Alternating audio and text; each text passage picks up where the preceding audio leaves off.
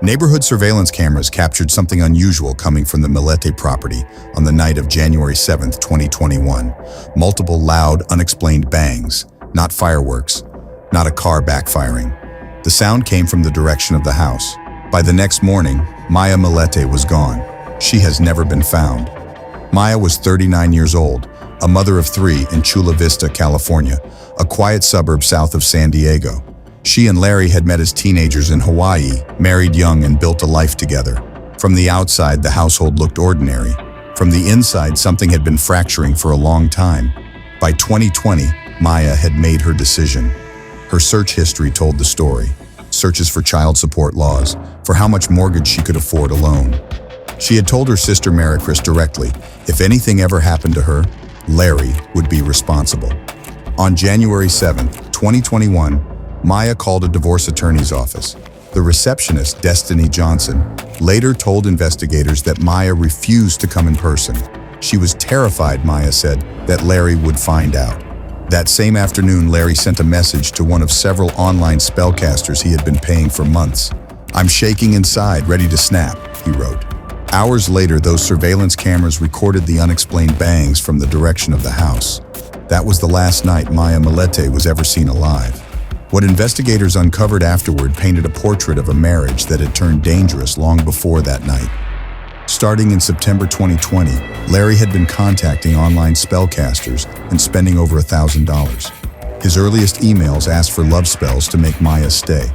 By December, the requests had darkened considerably. He was paying for hexes to cause broken bones and accidents, injuries that would make Maya physically dependent on him and unable to leave. Around December 18, 2020, Maya reached under her own bed and found a hidden cell phone.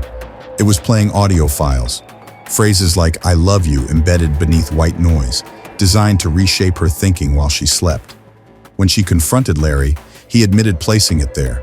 Investigators later found speakers throughout the house broadcasting similar material and a search on his computer for subliminal wife training. That same computer contained searches for sedatives, for fast-acting poisons, and specifically for hemlock, the plant toxin that paralyzes the nervous system and stops breathing. A vial recovered from inside the home later tested positive for hemlock traces. Around Christmas 2020, Larry approached Maya's brother, J-Pi, and asked if he knew anyone who could get the other guy, a reference to a co-worker Maya had grown close to. J-Pi understood it as a solicitation for murder. He told Larry it was not worth it. Larry raised it again on New Year's Day, 2021. On January 6th, Larry forwarded Maya's text messages to a spellcaster, messages in which she told him she wanted out of the marriage. The following morning, he sent another message. Maya had removed her wedding ring. That afternoon came the note about shaking inside and being ready to snap. Then came the bangs from the surveillance cameras. Then silence. The next morning, January 8th, Larry drove away in his Lexus SUV with his cell phone powered off for nearly 12 hours. Investigators calculated he traveled between 400 and 600 miles during that window. He told detectives he had taken his son to the beach, but surveillance footage from Solana Beach and Torrey Pines showed no confirmation of his presence. When K9 units later searched the vehicle for human remains, officers noted one detail that stood out. The Lexus was exceptionally clean. On January 9th, Maricris called 911 after Maya failed to appear for her daughter's birthday trip. When she and Maya's father arrived at the house, Larry told them Maya was upstairs. The bedroom door was locked. After repeated knocking, Larry opened it with a key. The room was empty. Investigators executed multiple search warrants over the following months, recovering an AR-15 rifle and a shotgun from inside the home. 4 months after Maya vanished, a fire was set in the backyard.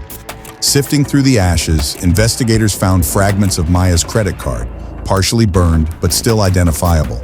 Her bank accounts, credit cards, and all social media profiles showed zero activity from the moment she disappeared. Cell phone data confirmed her phone never moved from the vicinity of the house.